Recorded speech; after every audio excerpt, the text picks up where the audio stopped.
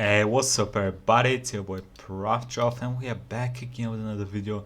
This is top 10 of the bloodiest battles in history. Oh fuck, I didn't mean to do that. I wonder which ones they're gonna add, and okay, well, I guess we're gonna see. I wonder if they're gonna, there is a battle in Bulgarian history. It's actually a battle, a little bit like a defense of a peak, I guess you can say. That's like extremely bloody. And it's like one of those things where we cannot believe that we won that battle. I highly doubt it's gonna be in here, but we shall see. 10 of the bloodiest battles in history that you may not Like my boys had so little ammunition at the end, they didn't have any ammunition that they were throwing corpses at people and rocks and shit. have heard of before. Number 10, the Battle of Magnesia. Fought in 190 BC, Magnesia was the final battle of the Roman Seleucid War and was fought in western Anatolia, which is in modern-day Turkey. The Romans inflicted a heavy defeat on the Seleucid Empire and are estimated to have lost just 300 men compared to losses of over 50,000 for the Seleucid Empire. By modern standards, this number may seem low, but bear in mind that these casualties were all inflicted up close and personal by spear and sword. Number 9, the Battle of Plataea. Taking place in 479 BC, this giant battle pit a Greek city-state alliance that included Sparta and Athens against the might of the Persian Empire. This was the final battle of the second Persian invasion of Greece, and it's not hard to see why. Ancient sources put the Persian losses at between 300,000 to 500,000 men. Although such numbers are most probably ancient Greek propaganda, it is clear that the invading Persians suffered a bloody and convincing defeat. Suddenly things escalated as the Greek lines appeared to break and retreat, whilst falling back to a new defensive position. Seizing what they saw as a golden opportunity, the Persians attacked. However, the Greek heavy infantry stood their ground and crushed the lighter Persian infantry. The majority of the remaining Persian forces were trapped in their camp and put to the sword by the wrathful Greeks, thus ending the second Persian invasion of Greece. They had reasons to be wrathful, the Battle of Leipzig. Also known as the Battle of the Nations, this battle was epic in scale and took place between the 16th and 19th of October 1813 at Leipzig in Saxony, which is in modern-day Germany. On one side were the allied forces of Russia, Sweden, Austria and Prussia. Opposing them, the might of Napoleonic France, backed up with Polish, Italian and German soldiers, involving nearly 600,000 troops and with total casualties estimated in the range of 100,000. This was the largest pre-World War I battle in Europe and the bloodiest battle of the Napoleonic War. The use of over 2,000 cannons and such concentrated numbers of troops account for the bloody nature of this battle. Leipzig was a grim foreshadowing of the horrors of modern warfare that the world would be experiencing just 100 years in the future. Leipzig also marked the first time that Napoleon was decisively defeated, and he was shortly after forced to abdicate and sent into exile on Elba. Number 7, the Battle of Mukden. This was the last major land battle of the Russo-Japanese War, and took place from the 20th of February to the 10th of March 1905, near Mukden in Manchuria. The Russian army of 340,000 men were defending against an attacking Japanese army of 280,000, making it the largest battle since the Battle of Leipzig back in 1813. By the end of the battle, 88,000 Russian and 75,000 Japanese losses had been inflicted, for a total of 163,000 casualties. Almost encircled by the onslaught of the Japanese, the Russian army was forced to retreat in disorder, and Russia was pushed out of southern Manchuria permanently. Europeans were left in shock that such a small Asian empire could defeat a massive and powerful European empire in open battle. The myth of European invincibility had been shattered. Number 6, the Battle of Kursk. One of the largest armoured battles in history, Kursk was the scene of an incredible level of death and destruction on both the German and Soviet sides. Taking place during the Second World War in July 1943, the Battle of Kursk is considered the final strategic German offensive on the Eastern Front and involved over 8,000 tanks and 3 million soldiers. The Soviets were warned well in advance of the German offensive and as such had ample time to prepare their defences. By the time the German attack came, they were faced with a 155-mile deep network of anti-tank guns, minefields and deep defences. The attack was halted and the German army was pushed back. It's estimated that by the end of the offensive, a total of 250,000 casualties had been inflicted on both sides, along with the loss of over 3,000 tanks and assault guns. The losses suffered by the Germans and the utter failure of the offensive makes the Battle of Kursk one of the major turning points of World War II. Number 5, the Battle of Didgori, fought on Didgori. August the 12th, 1121, between the Kingdom of Georgia and the Seljuk Empire. The Battle of Didgori involved an estimated 300,000 to 600,000 men, depending on which sources you believe. Oi, isn't there a movie about this battle? What was it called? The Setting Sun or some shit like that? I'm pretty sure there's a movie about this It battle. resulted in as many as 400,000 casualties, although this figure is somewhat unreliable.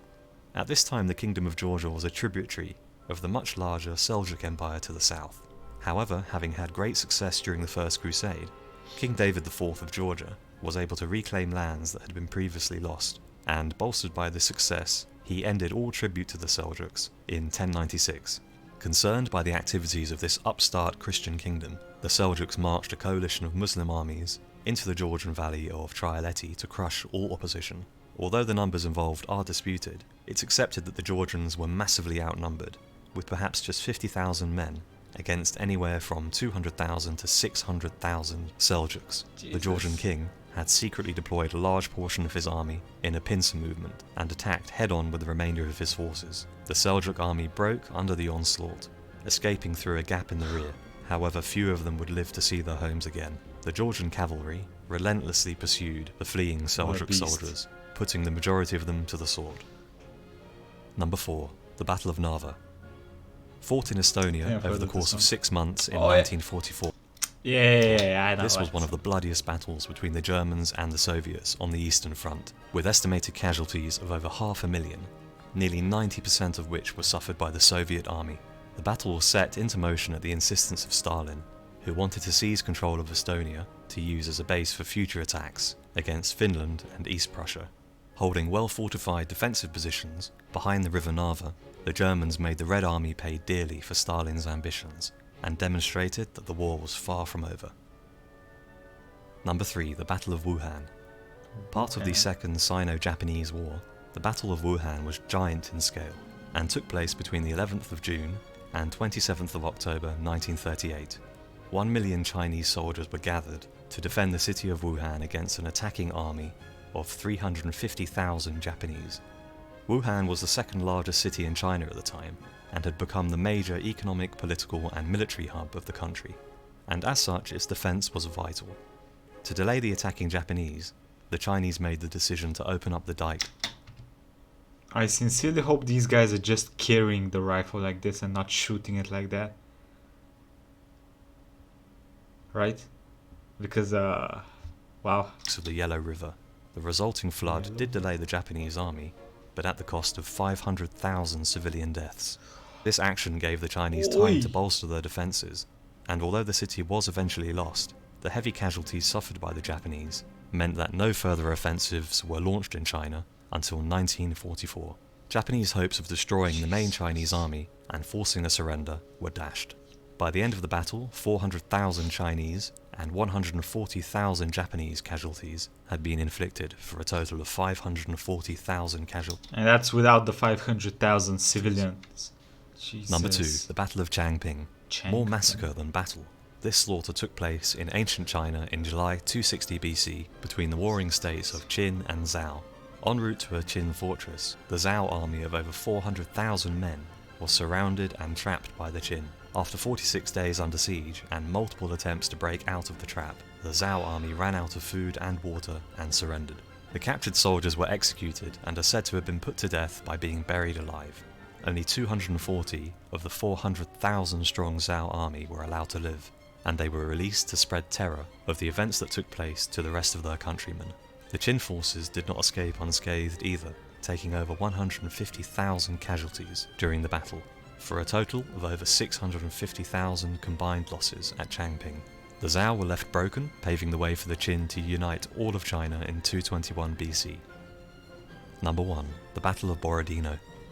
Fought on September the 7th, 1812, between 190,000 French and 160,000 Russians. Like, what most people, when they think about like these battles that happen in history, they think of like something that happens really quick, right? But in reality, most of these battles were like days and weeks and months long, because that's just how it worked.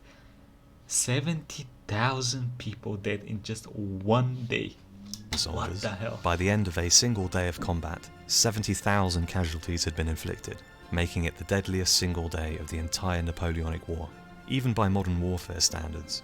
This rate of casualties for just one day of combat is staggering, but when you consider that no automatic weapons or modern technology were being used, in my view this becomes the bloodiest single battle in history.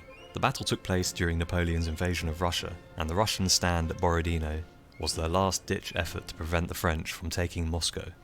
Although the Russians were pushed back, and Moscow lost just a week later, the Russian army was not decisively defeated, and as such, Napoleon was unable to force a Russian surrender. The Russians simply retreated back into the vastness of their country, and continued to defy Napoleon. With 35,000 French casualties suffered, Borodino is considered a Pyrrhic victory for Napoleon. Battered, exhausted, undersupplied, and overstretched, the French army was forced to eventually retreat back from Moscow in terrible winter conditions, losing many more thousands to the cold, starvation, and disease. So that's my...